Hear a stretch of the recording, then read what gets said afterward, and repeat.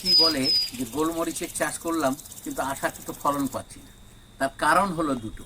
সে proper management করেছে, সুন্দর যত্ন আত্তির করেছে, তবুও ভালো ফলন না হওয়ার কারণ এক নম্বর হচ্ছে যে তার কোয়ালিটি সম্পন্ন চারা, অর্থাৎ যে গাছ থেকে সে নেবে তার মিনিমাম বয়স 10 থেকে 15 বছর হওয়া উচিত।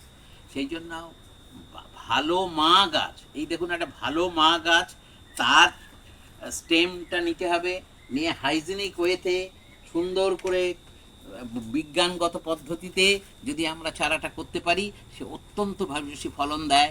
এই প্যানিওর 2 জাতের গোলমরিচটা প্রায় 7 থেকে 8 কেজি পর্যন্ত রিল্ড আছে। যদি আমরা 1.5 কেজি পাই সেটা আমাদের ব্যর্থতা, কারণ আমরা কোয়ালিটি চারা জোগাড় করতে পারছি না।